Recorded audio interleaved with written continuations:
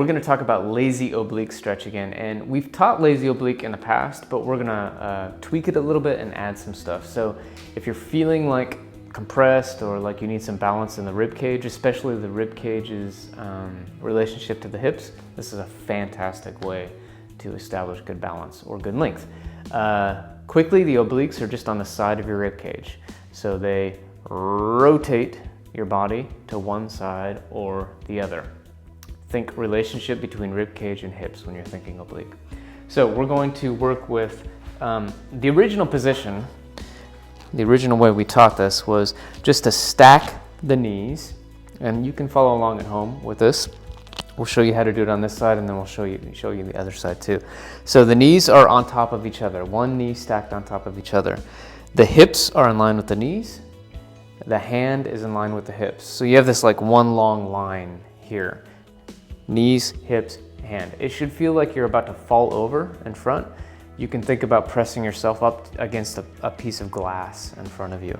So this should feel awkward, but you should also start to feel a stretch in the rib cage on the side. We'll come back to this position. I'm going to show you low lazy oblique. So in this position, with the hand on the ground, elbow stacked under the shoulder, a packed shoulder position is going to be with the scapula slid down the back. That's a real organized position for the shoulder, a safe position for the shoulder. But we're going to break the rules here a little bit. Just allow your shoulders to go up toward the ceiling and the rib cage to sink down toward the ground. This is safe because you're not under load. So as you get into this position, you're just pressing the rib cage toward the ground, or you might think about taking the rib cage toward that elbow or arm that's posted on the ground.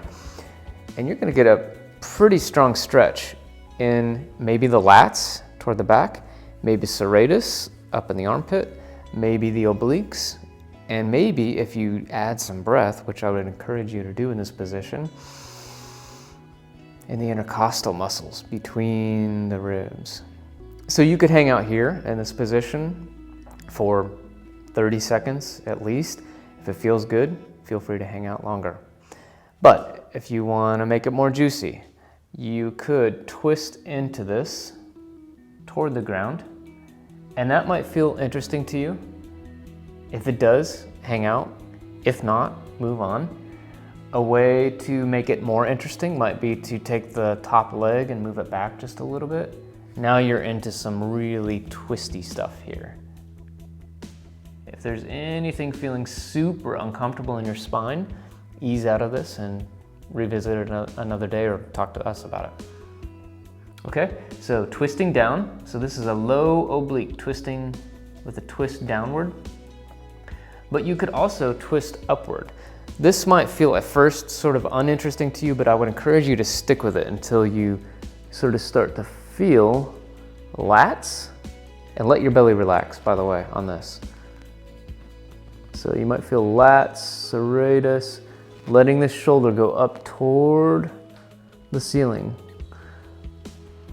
Just like I said with the spine, if you start to feel like this is just too much in the shoulder joint, take a break, move on from this. Most people are going to be okay with this though. Feels really good. Okay, and then from there, you're going to come up onto your hand. So if you have some wrist issues, this might be difficult for you. A way to ameliorate that might be to really press the thumb into the ground and really press the forefinger into the ground. So now we're back to our sort of middle or regular lazy oblique stretch. Man, you can get a lot out of just hanging out right here. Or you could twist downward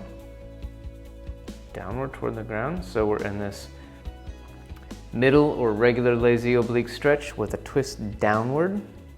Again, letting that shoulder come up toward the ceiling. If you tack this hand on the ground and sort of pull into the ground, it's gonna get even more intense. That might be desirable. If that's desirable, hang out there. Okay, then you can actually twist up. And again, that's gonna feel kind of interesting. If you're not getting a lot out of that, I would encourage you to take your foot, put it in front of you, press the knee away from you. It's gonna lift the hip that's on the ground a little bit and twist at the same time. You can let this shoulder come forward. Just explore. Thinking lateral side of the body.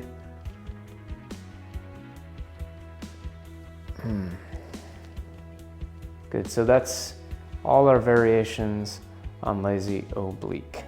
So on the other side, let's give you a quick demonstration.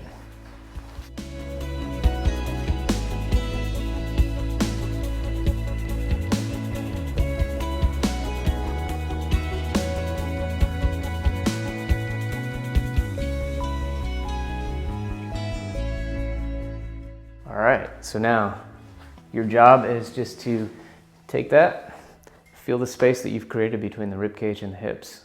You're gonna like that one.